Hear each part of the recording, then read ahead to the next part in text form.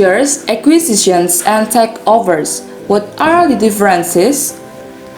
A merger is a strategy through which two firms agree to integrate their operations on a relatively co-equal basis. An acquisition is a strategy through which one firm buys a controlling or 100% interest in another firm with the intent of making the acquired firm a subsidiary business within its portfolio. After the acquisition is completed, the management of the acquired firms reports to the management of the acquiring firm. Although most mergers that are completed are friendly in nature, while acquisitions can be friendly or unfriendly. A takeover is a special type of acquisition where the target firm does not solicit the acquiring firm's bid. Thus, takeovers are unfriendly acquisitions. Reasons for acquisitions: increased market power. Achieving greater market power is a primary reason for acquisitions. Market power exists when a firm is able to sell its above competitive levels or when the cost of its primary or support activities are lower than those of its competitors. Market power usually derives from the size of the firm, the quality of the resources it uses to compete, and its share of the markets in which it competes. Horizontal acquisitions. The acquisition of a company competing in the same industry as the acquiring firm. Horizontal acquisitions increase a firm's market power by exploiting cost-based and revenue-based synergies. Horizontal acquisitions occur frequently in the semiconductor industry. Vertical acquisitions. A vertical acquisition refers to a firm acquiring a supplier or distributor of one or more of its products. Through a vertical acquisitions, the newly formed firm controls additional parts of the value chain, which is how vertical acquisitions lead to increased market power. Related acquisition. Acquiring a firm in a highly related of industry. Through a related acquisition, firms seek to create value through the synergy that can be generated by integrating some of their resources and capabilities. Overcoming entry barriers. Barriers to entry are factors associated with a market or the firms currently operating in it that increase the expense and difficulty new firms encounter when trying to enter that particular market. The higher the barriers to the market entry, the greater the probability that a firm will acquire an existing firm to overcome them. A key advantage of using an acquisition strategy to overcome entry barriers is that the acquiring firm gains immediate access to a market that is attractive to it. This can be especially important for firms seeking to enter global markets. Cross-border acquisitions. Acquisitions made between companies with headquarters in different countries. Firms should recognize that cross-border acquisitions are not risk-free, even when a strong strategic rationale undergirds the completed transactions. Related acquisitions occurring in a firm in a highly related industry is called a related acquisition. Through a related acquisition, firms seek to create value through the synergy that can be generated by integrating some of their resources and capabilities. As illustrated in the opening case, closed system designs, manufactures, and self-networking equipment. Over time, thus, the firm has engaged in related acquisition primarily as a foundation for being able to compete aggressively in other product markets. Overcoming entry barriers. Barriers to entry are factors associated with a market or the firms currently operating in it that increase the expense and difficult new firms encounter when trying to enter the particular market. For example, well-established competitors may have economies of scale in manufacturing or servicing their products. In addition, enduring relationship with customers often create liabilities and customer information that are difficult for new entrants to overcome. When facing differentiated products, new entrants typically must spend considerable resources to advertise their products and may find it necessary to sell below competitors' price to entice new customers. Cross-border acquisition. Acquisitions made between companies with headquarters in different countries are called cross-border acquisitions. Historically, North American and European companies were the most active acquirers of companies outside their domestic market. However, today's global competitive landscape is one in which firms from economies throughout the world are engaging in cross-border acquisition, and for a host of reasons. In this strategic focus, we discuss different cross-border acquisitions that are being pursued or have been completed recently and are products of different strategic rationales, even though they are in closely related sectors. Lower risk compared to developing new products. The outcome of an acquisition can be estimated more easily and accurately than the outcomes of an internal product development process. Such as managers may view acquisition as less risky. However, firms should be questioned even though research suggests acquisition strategies are a common means of avoiding risky internal ventures. Acquisitions may also become a substitute for internal innovation. Over time, being dependent on others for innovation leaves a firm vulnerable and less capable of mastering its own destiny when it comes to using innovation as a driver of wealth creation.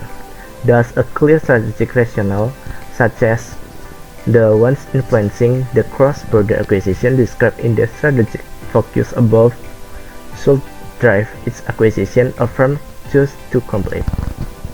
If a firm is being acquired to gain access to a specific innovation or to target innovation-related capabilities, the acquiring firm should be able to specify how the innovation is or the innovation-based skills are to be integrated with its operations for strategic purpose. Increased diversification. Acquisitions are also used to diversify firms based on experience and the insights resulting from it. Firms typically find it easier to develop and introduce new products in markets they are currently serving. In contrast, it is difficult for companies to develop products that differ from their current lines for markets in which they lack experience. Thus, it is relatively uncommon for a firm to develop new products internally to diversify its product lines. Samsung Group, a huge conglomerate, uses an unrelated diversification strategy to further diversify its operation. Headquartered in Suwon, South Korea, Samsung's portfolio recently includes almost 70 companies competing in unrelated areas such as electronics, construction, life insurance, and fashion. It is South Korea's largest chaebol or business conglomerate. Samsung Electronics owns one of the firm's three devices such as smartphone, consumer electronics, and electronics components such as semiconductor and display panels. In 2017, Samsung bought Harman, focused on automotive and audio electronics, which gave it more confidence to pursue other deals in the future. In particular, it signaled that it was interested in expansion in automotive markets, digital health, and industrial automation, reshaping their firm's competitive. The intensity of competitive rivalry is an industry characteristic that affects a firm's profitability. To reduce the negative effect of an intense rivalry on financial performance, firms may use acquisition to lessen their product and/or market dependencies, reducing a company's dependence on specific products or market shapes the firm's competitive scope. For example, Giant Foods was put through the acquisition of many smaller dairies, and that effort has left its supply chain fragmented and decentralized. As firms like Walmart move into private brand label food milk, Giant Foods has faced significant pressure to deal with the necessary economic scale. As such, it is seeking to pursue diversification and acquisition into such categories as ice cream, cottage cheese, sour cream, and juice show promise, but are still the early days of development and acquisition, and the last learning and developing new capabilities. Firms sometimes complete acquisitions to gain access to capabilities they lack. Research showed that firms can broaden their knowledge base to reduce inertia through acquisitions, and that they increase the potential of their capabilities when they acquire diverse talent through cross-border acquisition. Of course, firms are better able to learn these acquired capabilities if they share some similar properties with the firm's current capabilities. Thus, firms should seek to acquire companies with different but related and complementary capabilities as a path to building their own knowledge base. Integration difficulties. Post-acquisition integration is most important determinant of shareholder value creation, culture, financial and control system, working relationship, status of newly acquired firms executive. Inadequate evaluation of target. Due diligence, process through which a potential acquirer evaluates a target firm for acquisition, can result in paying excessive premium for target company. Large or extraordinary debt. Some firms take on too much when acquiring other firms. Junk bonds, unsecured high-risk debt instruments with high interest rate. High debt can negatively affect the firm, increase the likelihood of bankruptcy, may prevent needed investment in other activities that contribute to a firm's long-term success. Inability to achieve synergy.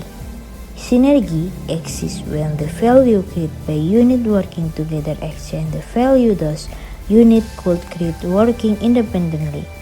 Achieved when the two firm assets are complementary in unique ways, yield a difficult to understand or imitate competitive advantage, generate gain in shareholder wealth that they could not duplicate or exchange through their own portfolio diversification decision. Private synergy occur when the combination and integration of acquiring and acquired firm asset yield capability and core competency that could not be developed by combining and integrating the asset with any other company. Very difficult to create private synergy. Firms tend to underestimate costs. Too much diversification. Firms can become over-diversified, which can lead to decline in performance.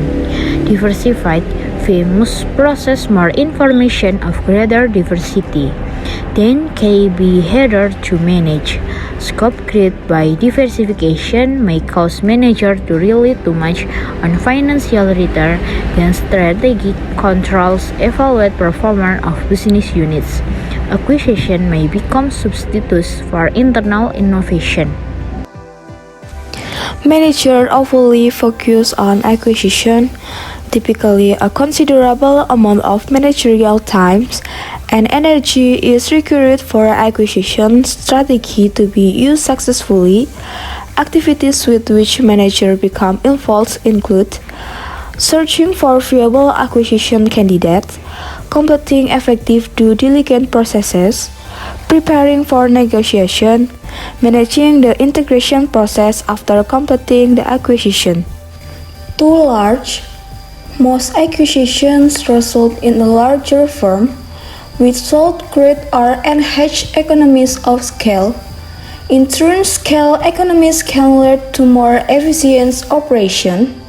For example, two sales organizations can be integrated using fewer sales representatives because the combined sales force can sell the products of both firms, particularly if the products of the acquiring and target firms are highly related. However, size can also increase the complexity of the managerial challenge and create diseconomies of scope. That is, not enough economic benefit to outweigh the cost of managing the more complex organization created through acquisition. Effective acquisition attributes 1. Acquired firm has assets or resources that are complementary to the acquiring firm core business. 2. Faster and more effective integration and possible lower premium. 3. Acquiring firm conducts effective due diligence to select target firm and evaluate target firm health, financial, cultural, and human resource. Result 1. High probability of synergy and competitive advantage by maintaining strength. 2. Acquisition is friendly. 3. Firms with strong complementarities are acquired and overpayment is avoided. Restructuring is a strategy through which a firm changes its set of business or its financial structure. Historically, divesting business from company portfolios and downsizing have accounted for a large percentage of firms' restructuring strategies. Commonly, firms focus on a few products and market following restructuring. Sometimes surface in a firm's external environment that a diversified firm can pursue because of the capabilities it has formed by integrating firm's operations. Firms use three types of restructuring strategies: 1. Downsizing, 2. Downscoping, and 3. Leverage in the company's portfolio may not change through downsizing. In contrast, organizational decline, which so often results in a reduction of a firm's resources, including the number of its employees and potentially in the number of its units, is an unintentional outcome of what turned out to be a firm's ineffective cognitive actions. Downsizing can be an appropriate strategy to use after completing an acquisition, particularly when there are significant operational and strategic relationships between the acquiring and the acquired firm in order to take the firm private. Once a private equity firm completed this type of transaction, the target firm's company stock is no longer traded publicly. Traditionally, leverage buyouts were used as a restructuring strategy to correct downsizing. Typically does not lead to higher firm performance. In fact, some results show that downsizing contributes to lower returns for both US and Japanese firms. The stock markets in the firm's respective nations evaluate downsizing negatively, believing that it has long-term negative effects on the firm's effort to achieve strategic competitiveness. Investors also seem to conclude that downsizing occurs as a consequence of other problems in a company. This assumption may be caused by a firm's diminished corporate reputation when a major downsizing is announced. Compared to downsizing and leverage buyouts, downscoping generally leads to more positive outcomes in both the short term or long term. Done for managerial mistakes or because the firm's manager were making decisions that primarily serve their own interests rather than those of shareholders. Case study. In 2022, there was a merger of two startups or companies in Indonesia, Gojek and Tokopedia, into Goto, the largest technology group in Indonesia. Goto Group combines e-commerce, on-demand and financial services, creating the first platform in Southeast Asia to host the three essential use cases in one ecosystem. According to William Tanuwijaya, as co-founder and CEO of Tokopedia, Goto stands for the names Gojek and Tokopedia and Gotong Royong, which is the spirit of the merger of the two companies. Goto Group will unlock new income-earning opportunities for millions of drivers, merchants, and entrepreneurs. Combination is the largest ever in Indonesia and the largest between two Asia-based media services companies to date.